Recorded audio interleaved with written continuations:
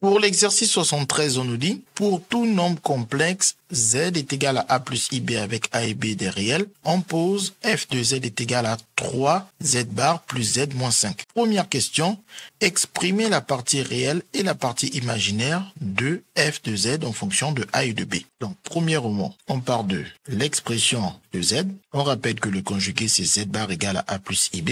Je voulais dire a moins ib. Ensuite, on remplace z bar par son expression, sans oublier les parenthèses, à cause du nombre 3 qui multiplie z bar et donc qui doit multiplier toute la parenthèse. Et on remplace z par son expression a plus ib. Et ensuite, on distribue le 3. Une fois qu'on est là, on regroupe les termes qui n'ont pas de i ensemble et les termes qui ont i ensemble. Ensuite, on réduit 3a plus a. Ça nous fait 4a. Et là, on a du ib. J'en ai moins 3. J'en ai plus 1 ib.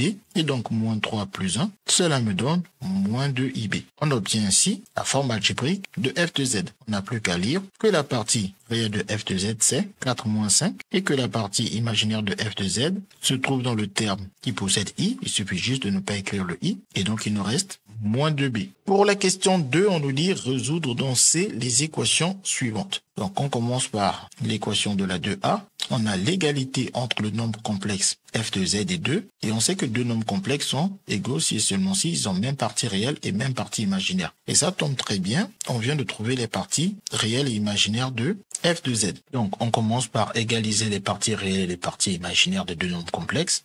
Ensuite, on remplace par ce qu'on a trouvé. Et la partie réelle d'un réel, c'est le réel lui-même. 2 étant un réel, donc 2 est sa propre partie réelle. Pareil pour la partie imaginaire, on remplace par ce qu'on avait trouvé. Et la partie imaginaire d'un réel, c'est 0. Par exemple, dans ce cas, 2 peut s'écrire comme étant 2 plus 0i, où on voit bien que, en enlevant le i, c'est 0, la partie imaginaire. Et ensuite, on résout. Le moins 5 passe de l'autre côté et nous donne 2 plus 5. Et ensuite, il reste un 4a. On n'a plus qu'à faire passer le a de l'autre côté, ce qui nous permet de dire que a est égal à 2 plus 5 sur 4. Et pareil ici, le moins 2 passe de l'autre côté pour nous donner 0 sur moins 2. Pour le a, 2 plus 5 nous donne 7, et avec le 4, 7 sur 4. Et ici, 0 divisé par un nombre, cela donne toujours 0. On obtient ainsi les valeurs de a et de b. On n'a plus qu'à remplacer z par ces valeurs, c'est-à-dire remplacer a et b par les valeurs trouvées dans la forme algébrique de z. Donc a plus ib, on remplace a par cette quart et b, 0, mais i0, c'est 0 et plus 0.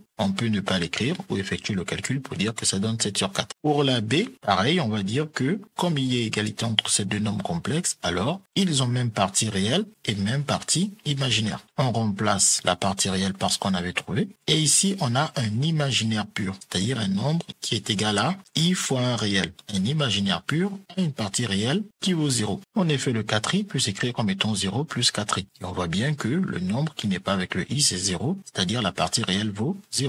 Et ensuite, la partie imaginaire de f de z, on remplace par le moins 2b qu'on avait trouvé. Et ici, maintenant, la partie imaginaire de 4i, on sait qu'il suffit juste d'enlever le i pour voir que ça donne 4. Puis on résout, le moins 5 passe de l'autre côté, ça fait 0 plus 5 qui donne 5. Et ensuite, le 4 passe de l'autre côté pour donner que a égale à 5 sur 4. Et ici, pour le b, le moins 2 passe de l'autre côté en division pour donner b égale à 4 divisé par moins 2. Mais comme 4 divisé par 2 donne 2 et avec le moins, on peut directement dire que ça nous donne moins 2. Et pour trouver la solution, on n'a plus qu'à remplacer le a par 5 sur 4 et le b par moins 2, sans oublier qu'il s'agit d'une multiplication, que l'on peut donc directement écrire plus fois moins qui donne moins, et i fois 2 nous donne moins 2i. Ensuite, pour la dernière question, la 2c, il faut résoudre f de z égale z. On va toujours dire que, comme les deux nombres complexes sont égaux, ils ont même partie réelle et même partie imaginaire.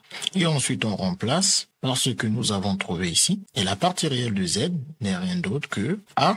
Et pour la partie imaginaire de f de z, on remplace par ce que nous avons trouvé ici, à savoir le moins 2b. Et pour la partie imaginaire de z, on vient dans sa forme algébrique. Dans le ib, on écrit juste le b. Et ensuite, on a des équations qu'on va résoudre. Le 4a, on le regroupe avec le a. Et le moins 5 passe de l'autre côté pour devenir plus 5. Et ensuite, ici, on effectue le calcul. 4a moins a, ça fait 3a. Et ensuite, on n'a plus qu'à diviser pour dire qu'on obtient a égale à 5 sur 3. De l'autre côté, on fait la même chose. Le b, on le passe de l'autre côté pour regrouper les b. Une fois que b arrive de l'autre côté, ça devient moins b. Et ensuite, on a moins 2b moins b qui nous donne moins 3b. Et ensuite, on n'a plus qu'à diviser pour dire que b égale à 0 sur moins 3. ou tout simplement 0 divisé par moins 3, on sait que ça donne 0. Et après, on pourrait aussi s'amuser à dire qu'il s'agit d'une EPN, c'est-à-dire une équation produit nul, et que donc si le produit vaut 0, sachant que le facteur moins 3 n'est pas égal à 0, c'est forcément le facteur B qui vaut 0. Et ensuite, dans la forme algébrique de Z, on remplace A par 5 sur 3 et le B par 0, mais I0, c'est 0 et plus 0 nous redonne juste 5 sur 3. CQFD, ce qu'il fallait découvrir.